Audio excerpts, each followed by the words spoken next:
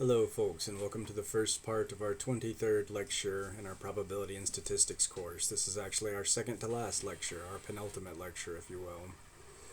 I had it listed for the 31st day of April, but since there is no such day, it is now listed for the the first day of the 5th month of May. We are going to begin this lecture with a short recap and summary of the discussion that we have had so far about statistical experimental design. So a quick sort of, one path flowchart here, a quick little synopsis of how these experimental designs work, at least in theory, is that you begin by declaring a null hypothesis together with an alternative hypothesis. And for our purposes, the null hypothesis looks like an asserted value for the population mean, while the alternative hypothesis will be the two-sided alternative hypothesis that mu is not equal to that value for population mean. You then pick a test statistic. If your null hypothesis asserts a value for population mean, it is very likely that your test statistic is going to be sample mean. Then you will decide a value of alpha. We've discussed how alpha is the probability of a type 1 error, how for a fixed sample size, your alpha and beta values are inversely proportional, so there's a trade-off between the likelihood of making a type 1 versus a type 2 error. And you have to think about the real-world ramifications of those two types of errors and decide where you are willing to allow a greater likelihood of error. Which type of error you're more willing to accept a higher probability of, I should say. So decide your value of alpha. Typically, alpha equal to 0.05 is very common, a 5% chance of making a type 1 error. Alpha equal to 0.01. If you are less tolerant of the risk of a type 1 error is also an option, and alpha equal to 0.1, so a 10% chance is also an option if you are willing to accept a larger value of alpha in exchange for a smaller value of beta. So decide your value of alpha, and those three are fairly typical. Then you find your acceptance region. So based on alpha, the alpha that you have decided upon, you can find the acceptance region associated with your statistical test. All of this happens sitting at your desk, so all of this should happen before you go and collect the first piece of data. An unscrupulous statistician may go out and collect a bunch of data and then manipulate their test design to arrive at the conclusion that they had hoped to find initially. So they might go out and collect a bunch of data, and they might realize, oh, if I take alpha equal to 0.05, I'm going to have to reject the null hypothesis. But if I allow alpha to be, for instance, so if we want to be less likely to reject it, we would take a smaller value of alpha, so 0.01 for instance.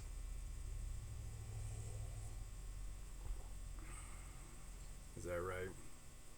A type 1 error is the probability that you reject the null hypothesis given that the null hypothesis is true. If you decrease alpha, then you make it harder to reject the null hypothesis. You are less likely to reject the null hypothesis when it's true. If you're less likely to reject, you must have a larger acceptance region. Yes, I believe that, in the same way that 99% confidence intervals are the widest intervals. All right. So an unscrupulous statistician might say, okay, if I take alpha equal to 0.05, I'm going to have to reject the null hypothesis, but I was hoping that it was true, so instead I'll set my alpha equal to 0.01, and that way I'll be able to accept the null hypothesis based on these results. That is not the way. If you are actually trying to, you can lie in any domain, but if you are really trying to get a sense of what's actually happening in the world, if you want a clear picture for yourself even of what's going on in the world, then the test is designed before you ever collect the first piece of data. So at this point, you have found your acceptance region. 1 second.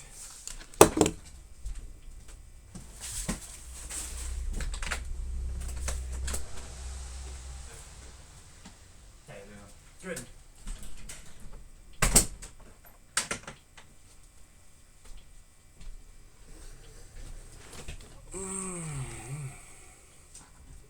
Alright, sorry folks, had somebody knocking on my door.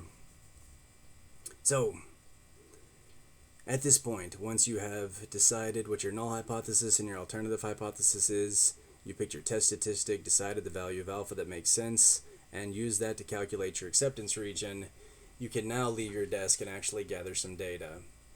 You will then compute your test statistic, your actual value from the sample mean, see whether it lies in the acceptance region or not, and draw your conclusions. So let's have an example here. The eject button that pilots can hit to have themselves forcibly ejected from the cockpit in the event of a malfunction of their plane is powered, or rather the ejection mechanism is powered by a solid propellant, a solid state propellant of the type that is sometimes used in rocket engines. And one of the characteristics of these solid propellants is the burn rate, measured in centimeters per second. So it's generally a long stick of some kind of solid fuel, and how many centimeters of that stick burn every second is one of the characteristics of these propellants. And let's suppose that the target burn rate for a given propellant that we have designed is 50 centimeters per second. Let's also suppose that we know that the standard deviation of this burn rate is about 2 centimeters per second. So on average, there could be about 2 centimeters per second difference from this mean value of 50. You decide that you're going to test this, whether or not you actually believe that the mean value is 50 centimeters per second, and you decide that a 5% chance of a type 1 error is acceptable. You measure the burn rate for 35 different samples of your propellant, and you find an average burn rate of 50.9 centimeters per second, so higher than the supposed mean by 0.9, but is it a statistically significant difference, is the question. So what conclusions are we going to draw? Are we going to accept the null hypothesis, or are we going to reject it in this scenario? And I want you to explicitly define the null hypothesis, the alternative hypothesis, the test statistic, the value for alpha, and your acceptance region, as well as stating your conclusions here. So let's have a look at this. My null hypothesis is that the average burn rate is 50, mu equal to 50. My alternative hypothesis is that mu is not equal to 50. My test statistic here is going to be the sample mean for a sample of size 35. My alpha value is my significance level, that is the probability of a type 1 error, which we took to be 5%, 0.05. I can use that to calculate my acceptance region. You'll see here that I started off by including the actual numerical value of the population mean that's asserted by the null hypothesis, but I intend to keep this first line just symbolic.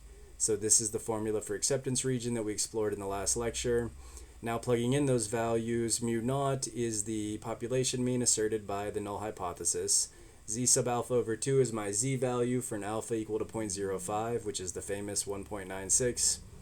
We assume that the standard deviation here was 2, and my sample size is 35. And I should have a closed bracket over here. Don't know what happened to that. It got dropped and kicked under the bed. So these numbers we can calculate, and we come up with 49.3 and 50.7. This is the acceptance region. And I observed that my sample mean actually falls outside of that. It's to the right of the right-hand endpoint a bit. And this causes us to reject the null hypothesis in favor of the alternative hypothesis. If it was important for us that the burn rate be 50, then we have to believe, according to this statistical test, that we actually need to go back to the drawing board here. Something's wrong with our solid propellant, and we're going to have to do some further investigation and possibly some redesign of the propellant, either chemical or mechanical redesign of some type. Alright, let's have you folks do one of these. So we're going to move from designing ejection buttons for aircrafts to designing exams for a class. So suppose you're a teacher and you've designed a test, and you're trying to make this test hard enough that the average grade for your students is going to be a C+. In particular, it's going to be a 78 on the exam. You want to see an average score of about 78 on this exam. That sounds a bit callous. Perhaps you could argue that teachers should just be making sure that the material is all tested, and that they should be perfectly happy if everybody gets an A. But oftentimes you don't want the test to be too easy necessarily, and a C+ is considered a good solid average grade for an exam. So you're trying to decide if your tests are too hard or too easy, and so you're going to try to design a test where the average will be 78%. Suppose that you know that the variance in scores on tests of this type is 36 points.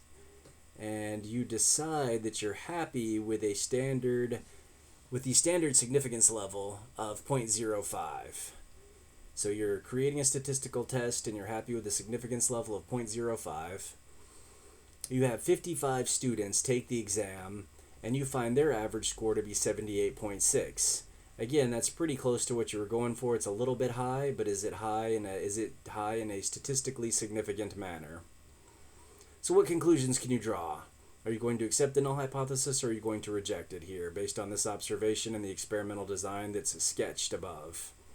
And I'm asking you to explicitly give me a more overt, or to be redundant, a more explicit characterization of the test.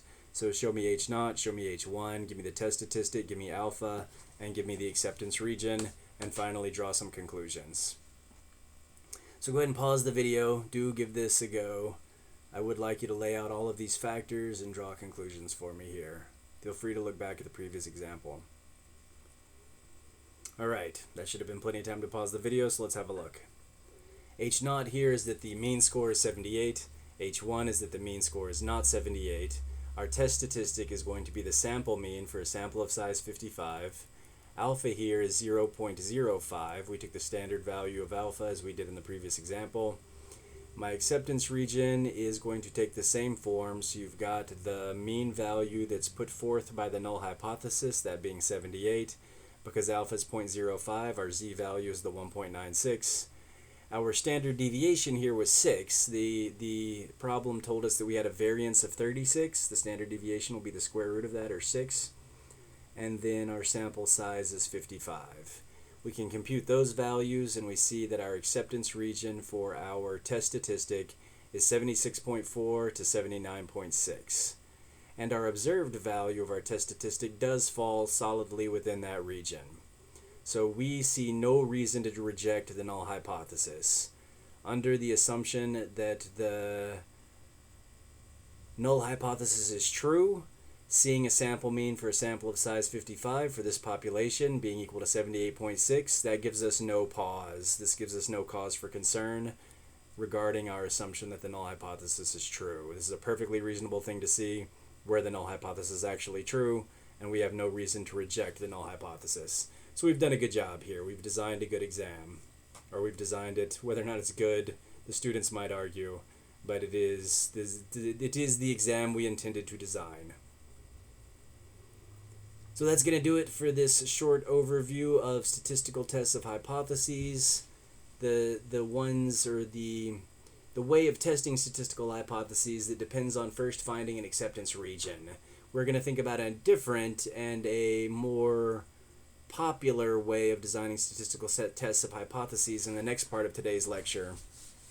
In particular, we're going to talk about the concept of p-value and see how that can add some nuance to the discussion that we've had so far. I thank you, folks. I will see you again in part 2.